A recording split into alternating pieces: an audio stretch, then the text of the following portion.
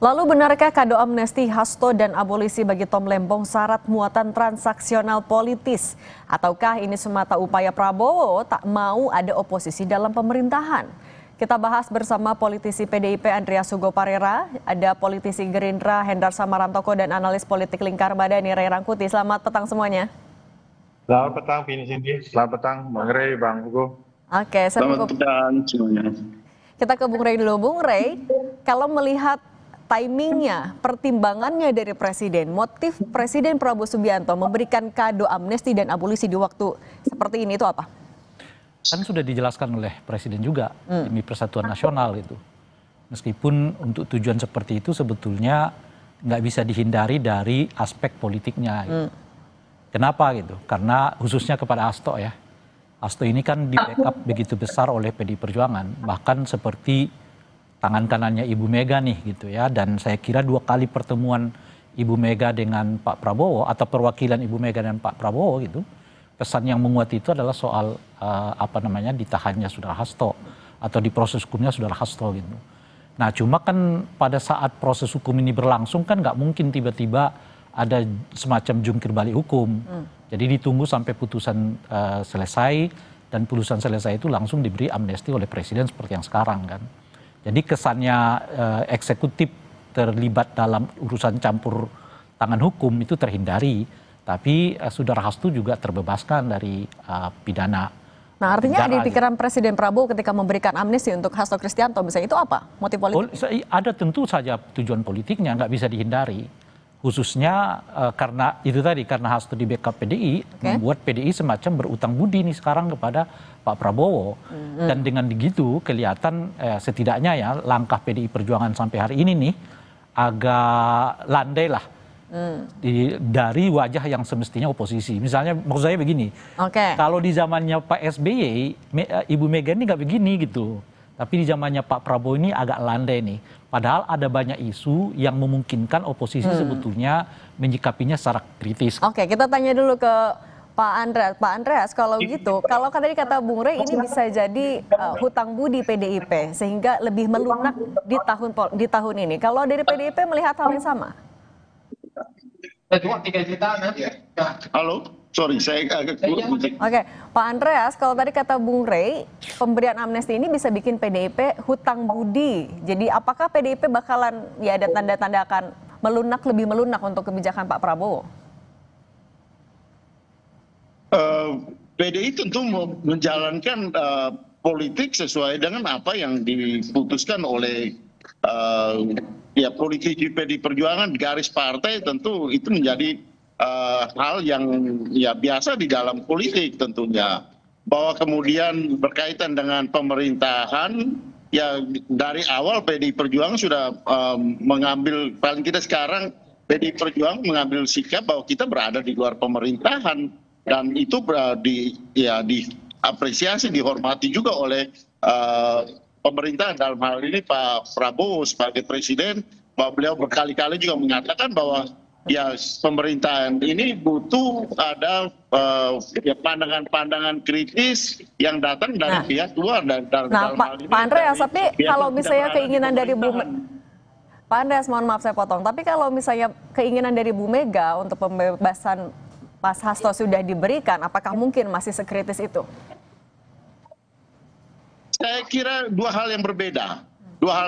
Bahwa ada interpretasi yang bisa menghubungkan itu, ya silakan aja artinya masyarakat. Tapi tentu PDI Perjuangan punya sikap sendiri dalam hal pemerintahan. Sementara yang berkaitan dengan amnesti ini terhadap yang diberikan pada Pak Hasto, di samping ada 1.600 ya mereka yang juga memperoleh amnesti. Dan setahu saya, karena saya kebetulan di Komisi 13, kami mengikuti benar bagaimana kebijakan dari pemerintahan, dari Pak Prabowo sejak awal di proses pemerintahan ini, yang hendak memberikan amnesti kepada mereka-mereka yang ada di dalam tahanan dengan berbagai kriteria gitu.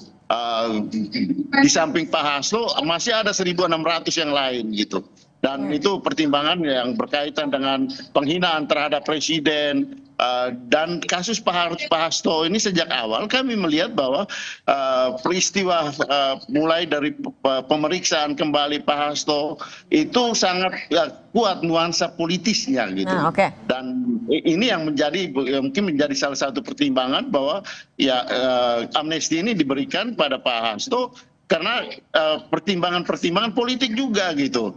Bahwa amnesti itu penghapusan terhadap hukuman itu salah satu tujuannya adalah ya rekonsiliasi politik untuk menjaga stabilitas dan pihak-pihak yang ada di dalam pemerintahan. Pernah terjadi juga di zaman awal pemerintahan Pak Dur pada waktu itu ketika memberikan amnesti pada para tahanan politik seperti termasuk Budiman Sujatmiko dan kawan-kawan pada waktu itu. Pak Andreas, tapi kalau misalnya melihat timingnya sendiri, pemberian amnesti ini di H-1 Kongres, Anda bisa membaca ini sebagai bentuk ya Pak Prabowo juga sedang mengejar agar hasil Kongres semakin mendukung pemerintahan Pak Prabowo? Ya silakan aja menginterpretasikan itu buat kami tidak ada masalah soal itu gitu. Tapi yang pasti bahwa ya kita memberikan apresiasi yang tinggi pada Pak Presiden karena Presiden melihat ada hal-hal yang berkaitan dengan proses pengambilan proses keputusan yang berkaitan dengan proses peradilan terhadap Pak Hasto ini gitu. Dan ini sejalan dengan apa yang kami lihat juga selama ini.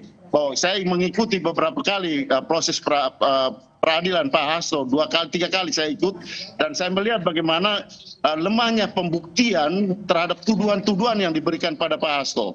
Dan sayangnya ketika putusan itu hakim tidak berani memberikan putusan bebas pada Pak Hasto. Nah, ini kita tanyakan dulu ke Bang Hendarsam ya Pak Andreas. Nah, kalau tadi kata Pak Andreas kan ini syarat sekali muatan politik, kemudian dibawa ke ranah hukum dan kemudian tapi Bang Hendarsam pemberian amnesti ini mendapatkan kritik dari aktivis. Dibilang ini kental sekali dengan transaksional politik. Dari Gerindra menangkap hal itu?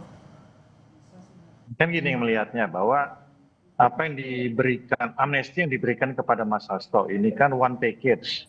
Jadi bukan hanya kepada Mas Hasto saja, tapi juga diberikan kepada 1.116 orang lain yang klasternya kurang lebih sama. Ada klaster politik di mana tahanan politik itu aktivis-aktivis Papua, ya. Kemudian juga ada beberapa hal-hal tindak pidana yang sifatnya minor, ya. Kemudian juga tahanan politik, tanda kutip ya, tahanan politik undang-undang ITE yang di zaman pemerintahan sebelumnya. Nah, ini sebenarnya menjadi satu, kalau bisa kita golongkan dalam satu klaster, ya. Bahwa ini mereka-mereka yang terkena imbas, terkena atas aktivitas politiknya. Nah, Mas Hasto digolongkan kepada hal tersebut. Tapi mengenai masalah teknis bagaimana, silahkan nanti dari Menkum kan ada syarat-syarat tertentu yang ingin dikatakan. Tapi artinya apa? Apa yang dilakukan kepada Mas Hasto bukan hal yang sifatnya privilege atau istimewa, karena diberikan juga kepada saudara-saudara kita yang lain yang pada saat di pemerintahan sebelumnya ya itu mendapatkan hal yang sama, ya, melanggar undang-undang ITE kemudian ditangkap dan saat ini masih menjalani proses itu. Dan itu adalah spirit dari pemerintah Pak Prabowo, di mana pada saat itu sudah saya juga beberapa kali menjadi narasumber sering sekali menyampaikan waktu itu targetnya 44.000. Ya, tahanan itu kan dibebaskan, kemudian yang baru memenuhi syarat itu 1.116 saat ini. Dan artinya ini kan termin pertama dari hal tersebut. Oke, kalau misalnya tadi kata Bang Hendarsam tidak istimewa, Bung Rey, tapi apakah akan ada dampak politik, akan ada konsekuensi politik yang akan dirasakan juga? Tapi nanti jangan dijawab dulu, kita akan kembali Kompas Petang sesaat lagi.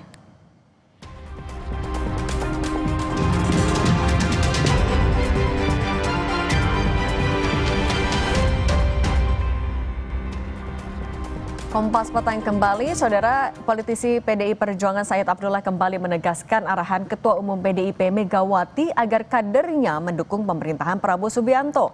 Said menegaskan PDIP akan jadi mitra pemerintah yang mendukung dan memberi masukan untuk kebijakan dan tidak jadi oposisi. Kita akan mendukung pemerintah sebagai sparring partner, sebagai penyeimbang, no oposisi.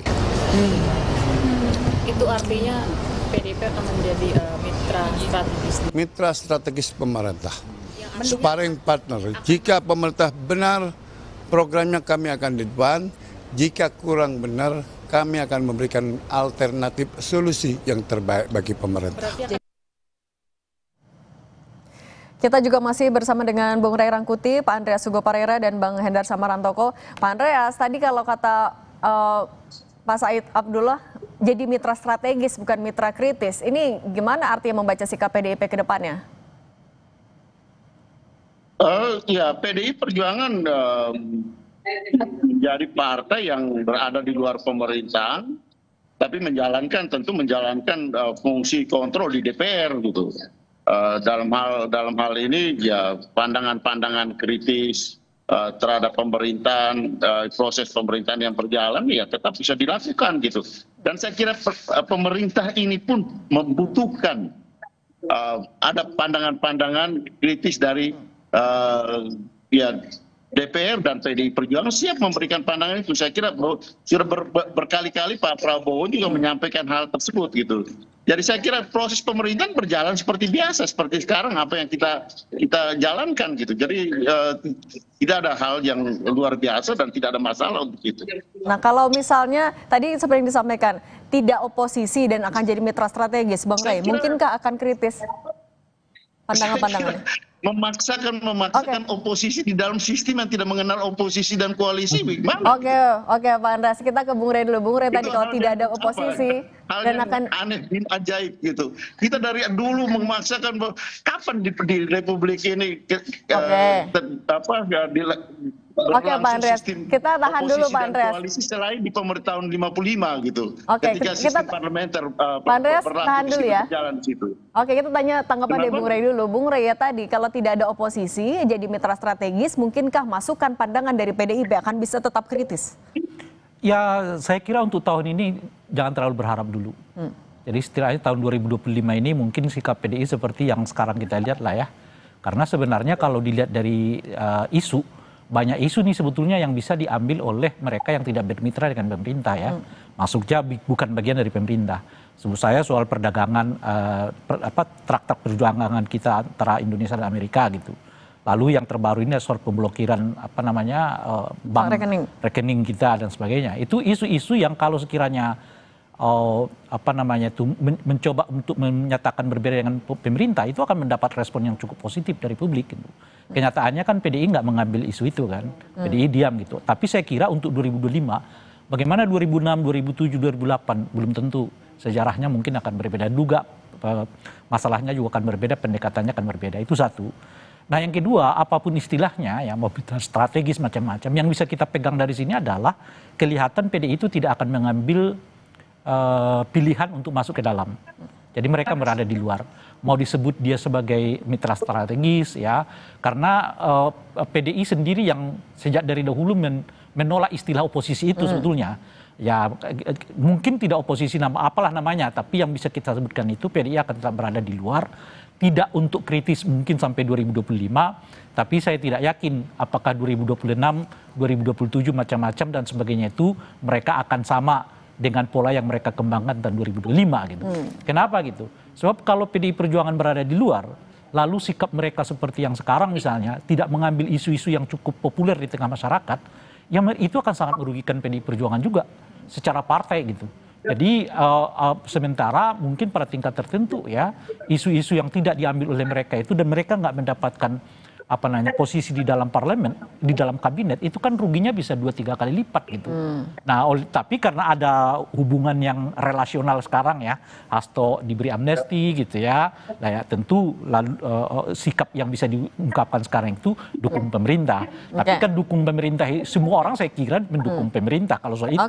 Tapi apakah akan sampai pada tahap misalnya baik buruk pemerintah kita dukung, nah belum tentu. Nah, Bang Hendar Sam, kalau misalnya ya tadi kalau kata Bung Ray udah berhasil dirayu PDIP-nya kemudian jadi semuanya satu haluan, apakah bisa disebut kalau Pak Presiden sebenarnya anti kritik?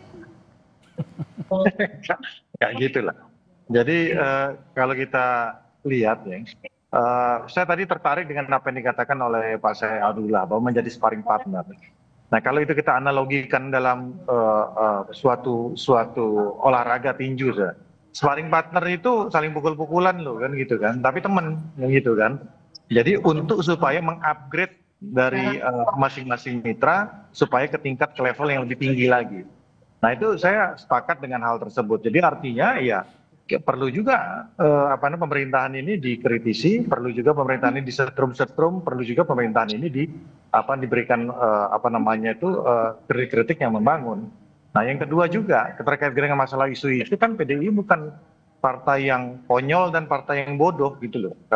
Kalau mengikuti itu contoh masalah disinformasi tentang masalah data-data publik, nggak mungkin PDI mengambil isu itu di publik karena itu kan analis-analis kelas kacangan yang ngambil masalah itu. Konyol kalau PDI mengambil masalah yang kayak gitu, ya kan? Karena itu nggak benar disinformasi publik. Nah hal-hal seperti itulah yang harus sebenarnya diluruskan, kita meluruskan sama-sama, ya kan, tentang tarif 19% dari Donald Trump. Bagaimana kita mau ngambil isu itu kalau itu masalahnya disinformasi? Banyak sekali informasi nggak benar tentang masalah itu, ya kan, nggak mungkin partai-partai sekelas oposisi sekalipun, kalaupun itu dikatakan oposisi atau tidak masuk dalam pemerintahan seperti PDI, mengambil isu itu sekedar asal beda, malah itu akan mendowngrade PDI itu sendiri. Oke, ya kan? nah hal-hal seperti inilah maksud saya diletakkan ke hal-hal yang benar-benar sifatnya objektif, ya. Kayak contoh masalah MBG, saya berulang kali ngomongin kan Bu Mega nggak sepakat tentang masalah itu, tapi dia kasih revisi, beliau kasih revisi. Nah itu benar menurut saya kan hal-hal seperti itu. Nah jadi artinya ini bukan masalah hanya sekedar transaksional, memang untuk memberikan sebuah amnesti dan abolisi, ya kan, terhadap kita anggap ya kan dua tokoh yang tadinya berkontestasi ya, itu nggak gampang, perlu orang yang mempunyai sifat negarawan dan wisdom yang tinggi. Gitu loh. Kalau dia tidak melihat Tom Lembong, tidak melihat Hasto itu sebagai aset bangsa, sebagai tokoh-tokoh politik dan tokoh-tokoh terbaik bangsa, nggak akan mungkin ini diambil. Mungkin juga Pak Prabowo mengamnesti 1.116 orang. Oke, Pak Presiden punya pertimbangan. Bang Hendar Sam, kami sudah tangkap di situ. Perjuangan selama ini, gitu loh. Oke, kami sudah tangkap. Pak Andreas, kalau gitu kalau tadi disinggung, kalau misalnya sikap PDIP tidak bisa sekritis itu ketika sudah pemberian amnesti dan bisa merugikan dari PDIP sendiri, bagaimana dengan suara akar rumput? Apakah ini sesuatu yang Anda antisipasi juga, kekecewaan di akar rumput? Kecewaan seperti apa Mbak? Sorry saya nggak terlalu dengar agak. Kecewa karena PDIP tidak lagi bisa kritis. Oh enggak dong, PDI Perjuangan kita bisa mengkritik, kenapa tidak gitu? Artinya di akar rumput tidak ada kekhawatiran itu juga Pak? Ya jangan khawatir lah, jawaban saya jangan khawatir. Kalau PDI Perjuangan tuh enggak, istilahnya apa, nggak usah ajarin ikan berenang lah gitu. Kita sudah cukup berpengalaman di dalam bagaimana menghadapi berbagai situasi di dalam pemerintahan ini gitu, baik di dalam maupun di luar. Saya tambahin ya, Bang Hugo ini di DPR ya. Singkat saja Bang Hendar Sam. Beliau ini tahu persis bagaimana dinamika di dalam PDI itu, gimana vokalnya PDI di dalam ya, dibanding saya di luar atau Bang Rey. Beliau tahu persis tuh gimana PDI galaknya di dalam tuh. Itu sudah. Mau di luar mau di dalam. Oke, baik. Bung Rey, terakhir singkat saja. Artinya apa yang perlu kita juga sebagai publik antisipasi dengan ya usai pemberian amnesti dan bagaimana sikap PDIP ke depannya? Ya kalau sikap PDI itu urusan mereka kan, seperti apa gitu. Cuma kita bisa memberi pandangan dan masukan. Pandangannya apa? Kalau PDI masuk bergabung dengan pemerintahan Pak Jokowi, saya kira itu terlalu besar pengorbanan yang mereka lakukan untuk sekedar membebaskan saudara Hasto. Kalau secara demokrasi juga? Ya tentu lebih merugi lagi. Nah oleh karena itu mungkin lebih tepat mereka berada di luar, melakukan kerja-kerja ya yang istilahnya oposisi, meskipun itu mereka ditolak oleh PD Perjuangan istilah ini gitu. Mereka menyebut sebagai mitra kritis gitu ya. Tapi saya tidak akan terlalu yakin untuk tahun 2025 ini PDI akan mengambil posisi yang lebih kelihatan ya berhadapan-hadapan dengan Presiden Prabowo. Tapi sikap itu nggak jaminan kalau tahun 2026, 2027, 2028 saat dimana orang membutuhkan pembeda antara Presiden Prabowo dengan yang lain-lainnya. Disitulah mungkin PDI Perjuangan akan keluar sebagai partai yang bukan bagian dari pemerintahan gitu. Oke, kalau gitu juga membaca segitiga antara Prabowo, Jokowi dan juga Megawati ke depannya seperti apa? Yang jelas ini menurut saya ini semacam pukulan politik bagi Pak Jokowi, karena dua orang ini diproses kaitannya dan hubungannya selalu dengan Pak Jokowi, dikait-kaitkan dengan Pak Jokowi. Dengan amnesti dan abolisi ini sekaligus menurut saya sih, pandangan saya mau mengatakan memang sebaiknya Pak Jokowi mulai lebih berhitung tentang bagaimana eskalasi politik di masa yang akan datang itu. Sebab lagi-lagi dari dulu saya mengatakan PDI bagi Pak Prabowo adalah teman masa depan, sementara Pak Jokowi adalah teman masa lalu. Oke, baik. Bung Ray Rangkuti, Direktur Eksekutif Lingkar Madani, politisi PD Perjuangan Andreas Hugo Parera, dan politisi Gerindra Hendar Samarantoko. Terima kasih sudah berbagi di Kompas Petang. Sehat selalu semuanya. Ya, terima kasih. Selamat